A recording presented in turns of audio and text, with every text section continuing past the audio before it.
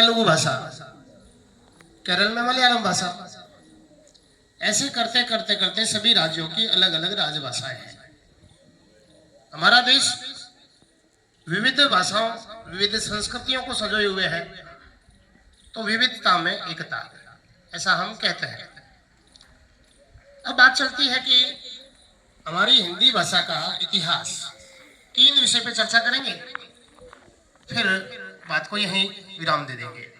हिंदी का इतिहास, हिंदी की वर्तमान स्थिति और हिंदी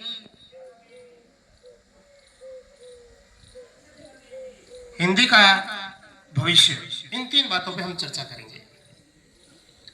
सबसे पहले बात आती है हिंदी का इतिहास। जब हमने स्वाधीनता संघर्ष किया, देश की स्वतंत्रता के लिए जब हम संघर्ष कर रहे थे, तो उसमें एक महानायक के रूप में उभरे थे महात्मा गांधी। हम सब परिचित हैं, क्योंकि महात्मा गांधी की जो भाषा थी। महात्मा गांधी कहाँ के थे? जिसको आता है हाथ खड़ा करें। किस राज्य से संबंध रखते थे महात्मा गांधी? हाँ जी, बता। गुजरात। गुजरात की कौन सी भाषा? गुजरात की कौन सी भाषा? हाँ तो बता दो। गुजराती। महात्मा गांधी की जो भाषा है वो गुजराती वर्तमान में राजभाषा का दर्जा भी प्राप्त है। एक नाम आता है सुभाष चंद्र बोस। सुभाष चंद्र बोस कहां से, किस राज्य से? हाँ बेटा होता है विद्या। बंगाल से, पश्चिमी बंगाल। उसमें बंगाल हुआ करता था और बंगाल की राजभाषा बंगाली। अब पूर्व में बंगाल है, पश्चिम में गुजरात है, ऊपर उर्दू है, पंजाब में पंजाबी है। ऐसे कई देश को आजाद कराने वाले जो स्वतंत्रता सेनानी थे, उन सबकी भाषाएं अलग थी, लेकिन सबने एक स्वर में कहा, हिंदी हमारी आत्मा की भाषा है, हिंदी हमारी भाव है, हिंदी हमारी भावात्मक एकता है। हिंदी के माध्यम से ही हमारे राष्ट्र का, देश की आजादी का जो स्वतंत्रता संग्राम चला, हिंदी के पीछे ही सब, झंडा हिंदी का था, सब पीछे थे, सभी भाषाएं साथ में थी। तो देश को आजाद कराने में सबसे महत्वपूर्ण भूमिका हिंदी की रही। हिंदी ने लंबे संघर्ष झेले, क्योंकि संस्कृत से निकलने वाली भाषा है। हिंदी की जो मातृभाषा है वो संस्कृत है। संस्कृत इसकी जननी है, उससे निकली है हिंदी। हिंदी का प्रादुर्भाव कैसा होता है, थोड़ा सा संक्षिप्त परिचय। हम सभी सिंध प्रदेश में निवासी है। हमारा ये पूरा क्षेत्र राजस्थान का पश्चिमी राजस्थान है, सिंध प्रदेश के नाम से जाना जाता था, क्योंकि यहां सिंधु नदी बहती थी। विदेशी आक्रांता पश्चिम से आते थे, सिंधु नदी को पार करके भारत में प्रवेश करते थे। उन्हें पूछा जाता था, आप कहां जा रहे हो? क्योंकि हमारी जो स्थानीय भाषा है वो है मारवाड़ी राजस्थानी, और हमारे जो उच्चारण में स बोलते ना, स को हम क्या बोलते हैं? ह, हाथ, होगरा कहते हैं हम। तो ह को लिखते हैं तो ह लिखते हैं। सिंधु को क्या लिखा गया? हिंदू। हिंदू से हिंदू बना, और सिंधु नदी के पार वाला क्षेत्र हिंदुस्तान, और वहां जो बोली जाती है वो हिंदी। मोहनजोदड़ो नाम सुना है हमने? मोहनजोदड़ो की सभ्यता, हड़प्पा की सभ्यता, इसका भी अर्थ इसे लिया जाता है। ओम थानी में लिखी है, अतीत के दबे पांव, अपना यात्रा वृत्तांत लिखा है, उसमें इस बात का जिक्र करते हैं। मोहनजोदड़ो एक ऐसा टीला मिला जहां पे हड़प्पा कालीन, मोहनजोदड़ो कालीन सभ्यताएं थी। महण आड़ो दड़ो, मसौण, शमशान है ना? शमशान हम कहते हैं। शमशान का अर्थ क्या है? जहां पे मुर्दों को दफनाया जाता है। तो वो था महण। महण को हमने कहा मोहन। वो नहीं समझते हैं हौण क्या होता है, हाण क्या होता है। मोहन। हम टीले को क्या कहते हैं? दड़ा, धोरा, महण वालों दड़ो। तो उससे क्या शब्द निकला? मोहनजोदड़ो, इस प्रकार से हिंदी की उत्पत्ति होती है, हिंदी शब्द की उत्पत्ति होती है। कालांतर में चाहे हम आदिकाल से देखें, चंद्रबदाई हिंदी के सबसे बड़े महाकवि हुए हैं। 8 बास 4 बास 24 गज, 8 अंगुल प्राण, ते पे सुल्तान है मत चूके चौहान। इस प्रकार की हम काव्य रूप में, पद के रूप में हम सुनते आए हैं।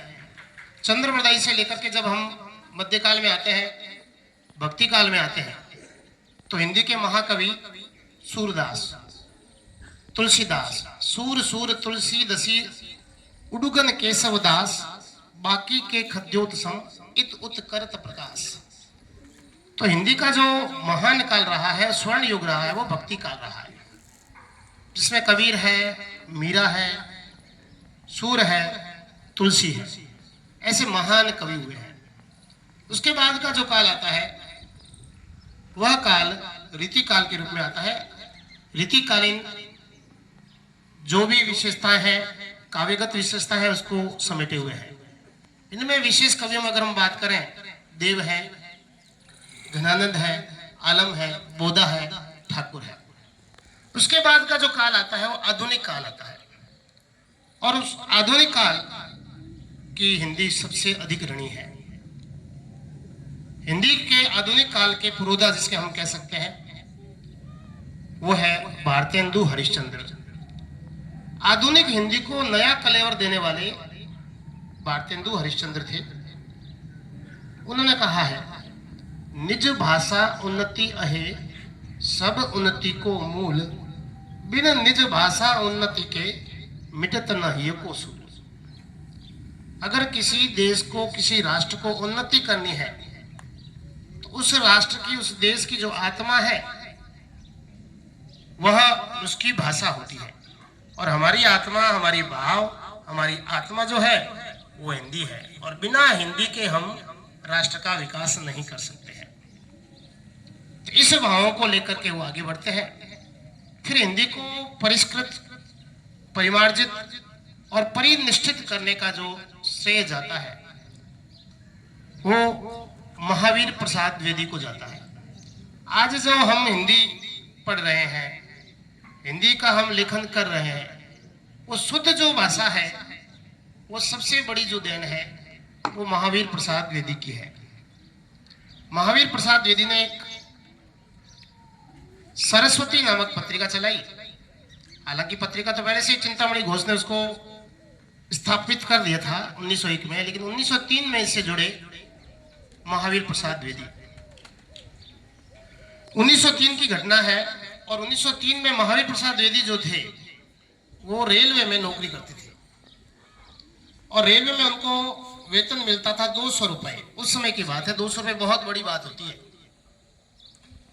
लेकिन उन्हें अपनी भाषा से, अपने साहित्य से प्रेम था, और उन्हें ऐसा प्रस्ताव मिला कि आपको सरस्वती पत्रिका से जुड़ना है, सरस्वती की दिशा और दशा को ठीक करना है, बदलना है।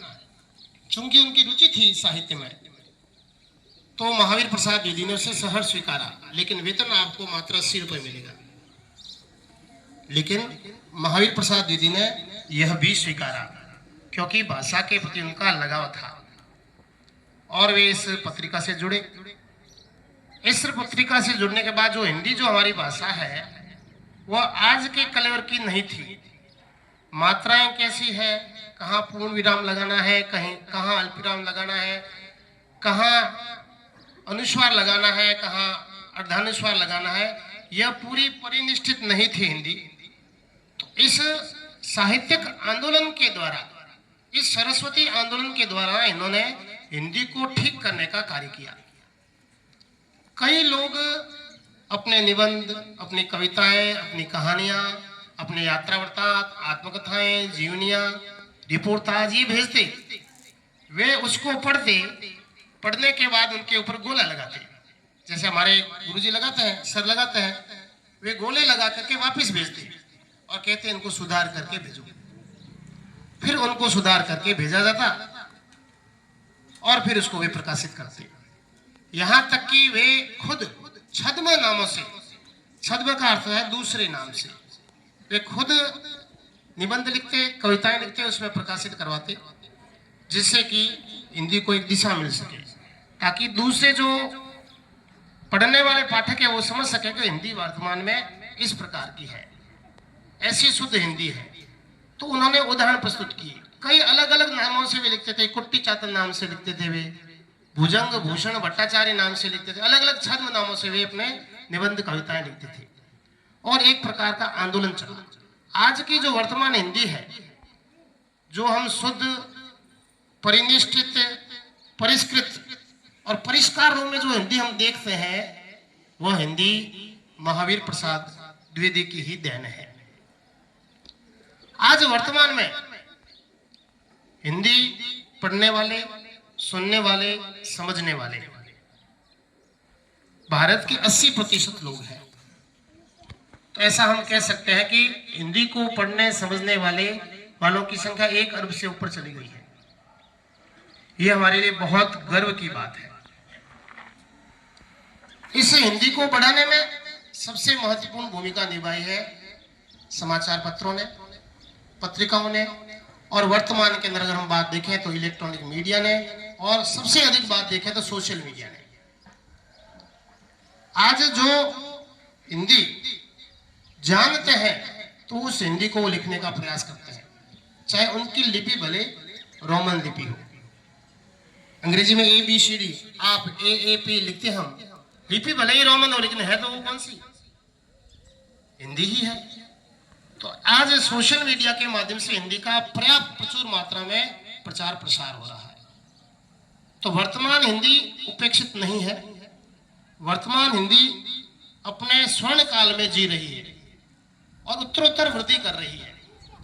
अब प्रश्न उठता है कि आप लोग बड़ी बड़ी हिंदी की बातें करते हैं तकनीकी क्षेत्र में, तो मैं आपको बता देना चाहता हूं कि उत्तर प्रदेश के अंदर जो भी यूनिवर्सिटीज हैं, चाहे तकनीकी क्षेत्र की है, चाहे वह विज्ञान क्षेत्र की है, उसमें सब हिंदी के पुस्तकों का निर्माण हो रहा है और वो पुस्तकें उसी से निर्मित हो रही है।